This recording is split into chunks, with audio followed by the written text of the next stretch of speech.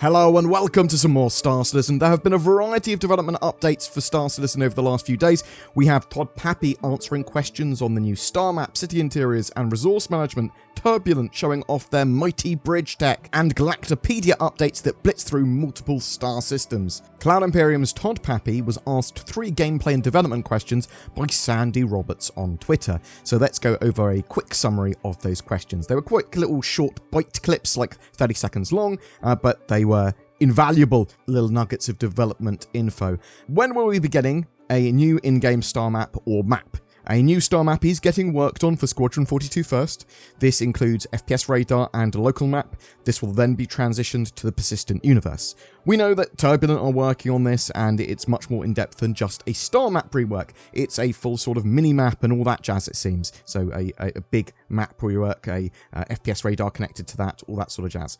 Cloud Imperium originally said that they wanted to be able to go down from space in the map all the way to ground and potentially in structures. So let's see if that's still the case. But the idea of a mini-map in-game as well for navigation is fantastic. That would be absolutely great to see. Are city interiors going to be built with procedural tech? They are working on procedural tools that partially build out some of the areas with rooms and shops, and they use this for space stations already, so it's a semi-modular system where they can go, we need this amount of rooms to do this, and it sort of drops a station in, then they look at it and go, yes, we like this sort of setup, we like this setup for this interior space or whatever they're using it for. So at the moment they use it for space stations, but they're moving into using it with underground bunkers, and then they will eventually, it seems, use it for interiors of cities, which will include apartments, office space, industrial areas. That's all being done by the Turbulent team as well. But once they've had those sort of spaces built out, they can move bits around themselves. They can go, actually, we don't like this here.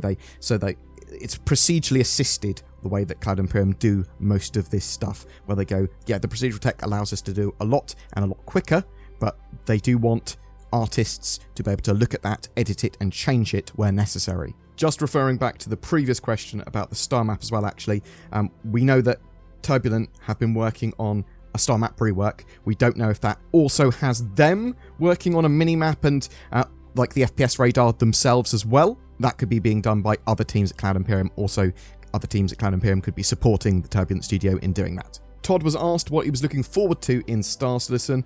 He said resource management. So this is going to give players much more control over items in their ships. So resource management, when we're talking about this, is the sort of power system and energy distribution, how fuel gets converted into power and then has to move to different components. So the resource management system changes how ships function.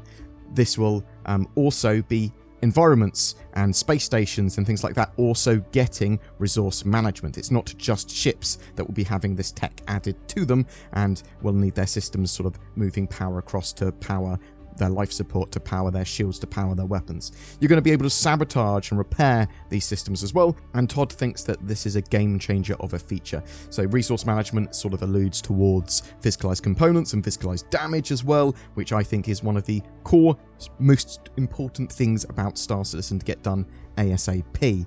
On Twitter again, we had Turbulent, and they talked about their mighty bridge. Let's read their tweet. From the Montreal Tools team at Turbulence Game Studio comes the Mighty Bridge, a tool that can connect the game editor to any other software. I'm assuming not any other software, that would be madness, but appropriate software. Well, it appears that the Mighty Bridge allows Cloud Imperium to basically build and test any of their assets or modular structures in the game environment in a couple of clicks. So they can just drop it in engine, basically drop it into a playable environment and connect it to other software as needed as well to build up art, drop in props. This should speed up the whole environment and structure building process and make everything very testable very quickly. And this can make space stations, caves, outposts, cities, landing zones, and their dressing just super quickly. I am interested to know if it can be used at a planetary and biome scale yet. I'm assuming that's what they're working towards, if not. It's just part of the work that Turbulent and that Montreal-based studio are doing. They are doing a lot of persistent universe-focused stuff and a lot of the important parts for me, like with that star map, with building a load of the sort of gameplay areas and sort of outposts and things like that. So Turbulent looking very MVP for the persistent universe at the moment. So when it comes to all those updates, they were all sort of posted on Twitter. And that's awesome from my point of view, as it may herald Cloud Imperium being a bit more interactive on different media sources. The idea of Sandy and some of the other devs posting up quick questions and responses, and Turbulent and other studios showing off little sneak peeks of development work has me pretty excited. I would like to see Chris Roberts back in the fray again as well. I'd like him to be posting up on his Twitter and doing letters from the chairman and all that sort of jazz as regularly as possible. I do always want more when it comes to dev info, and this is certainly more, and hopefully they keep it up.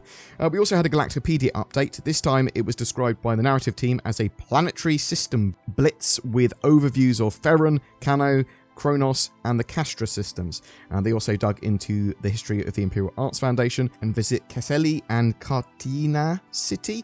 I don't know how to pronounce some of these words. I'm bad at words. Star Citizen continues to build out its lore and its universe, and these star systems will be in-game at some point, and it does sort of indicate a bit of focus on star systems in general, at least to some degree. I like the fact that Cloud Imperium are thinking about all these connections, and we are expecting a large amount of star systems in-game once the game eventually releases. Cloud Imperium have 100 120 sort of planned out, and I don't expect that sort of number at release, but I do expect a couple of dozen sort of thing. Alpha 3.17 should be coming to first wave PTU at any moment, maybe, if they are happy with the build. It's in EVOCATI phase. There's problems and blockers that occur. You can expect it to turn up over the next couple of days, most likely. Beyond that, there are a couple of things to look forward to later this week. We do have a roadmap update later today that will give us the latest on Alpha 3.17 and Alpha 3.18, as well as any new bits that are being added to the progress tracker. Thursday, there's an Inside Star Citizen, and it's the last of the season, so they take a 3-week break after this Thursday. It's got something very MISC-y about it, so there's sort of like, it will either be talking about the MISC series of ships with the Hull A and the Starfarer, and maybe a new mobile refiner ship. We don't 100% know, but there's a lot that could be going on there. They'll be talking a load about Alpha 3.17 in general. We've got a patch watch later on Thursday as well that will highlight more of the minor and back-end parts of Alpha 3.17. Once 3.17 goes to the live build, which will probably be mid-April at the current pace, we should see a ship sale that will have various new ships that are in the patch, so things like the Hull A, the Scorpius, if it makes the live build, anything that had major updates like the Starfarer and the Gemini, and maybe a few more ships and vehicles besides. It's possible that we will see something new and straight to flyable or drivable. Yes, it's possible. Could it be a mobile refiner ship? Maybe, but I do think that we've got Fleet Week in May. That's normally a good place for them to have new ships and vehicles, and 3.17 is already pretty feature-laden as is for the initial build, so maybe if they haven't got anything that they want to put straight to flyable, they'll save it for Fleet Week, they'll save it for the 3.17.1 rather than the initial patch. Anyway, what do you think? Will the Scorpius make 3.17 live, or will it be later in the cycle in a point patch? Are you excited to see more of Turbulents map and world building work?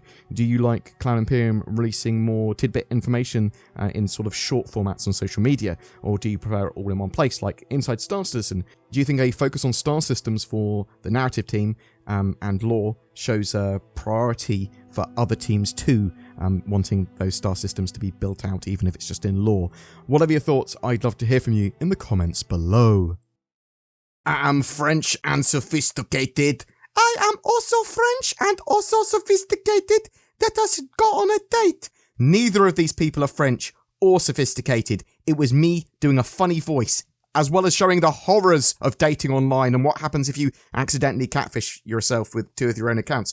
But French people don't talk like that even. No one does. NordVPN can make you appear to be in France, but it doesn't make you French, as I've now found out. It can be used to improve security or give you more accessibility to the internet. I can watch all my favourite shows. Get yourself NordVPN today in the links below and maybe be a better version of yourself. Now that's shilling for you.